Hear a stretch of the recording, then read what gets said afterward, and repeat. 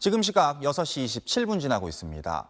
광산경찰서장이 장윤기 사건을 스토킹 같은 관계성 범죄로 연결짓지 말란 취지의 지침을 내렸다는 진술을 경찰 특별수사단이 확보했다고 방금 전해드렸습니다. 당시 남양주 스토킹 살인 사건이 경찰의 부실 대응 때문이었다는 지적을 받고 징계가 진행되고 있었는데 특수단은 광주 경찰이 이런 비판과 징계를 피하려고 일부러 수사를 뭉갠 걸로 의심하고 있습니다. 임지현 기자가 취재했습니다.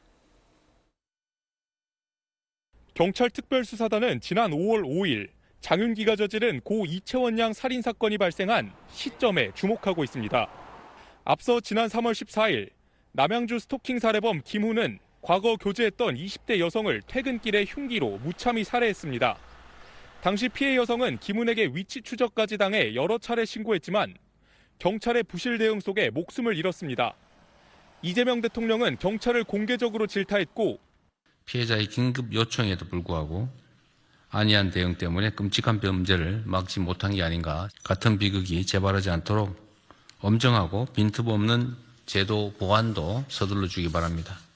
경찰청은 지난 4월 7일 담당 경찰서장 2명을 비롯해 16명을 징계위에 회부했고 2명을 수사 의뢰했습니다. 이후 관계성 범죄 전수조사를 실시하는 등 경찰 조직에 비상이 걸린 상황에서 장윤기 사건이 발생한 겁니다.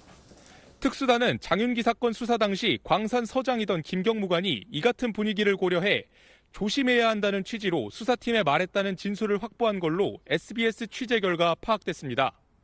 특수단은 광산서 지휘부가 장윤기 사건이 관계성 범죄와 연루된 정황이 외부에 알려질 경우 제대로 대응하지 못한 문책은 물론 징계로 이어질 것을 의식해 강간살인죄가 아닌 일반 살인죄로 결론 낸 걸로 보고 있습니다. 결국 광산서 지휘부가 책임을 회피할 목적으로 자신들의 이익을 위해 부실 수사를 벌였다고 의심하는 겁니다.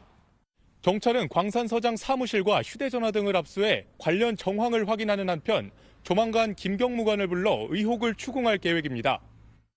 관련 의혹에 대한 입장을 묻는 SBS 취재진의 질문에 김경무관 측은 끝내 답하지 않았습니다. SBS 임지연입니다.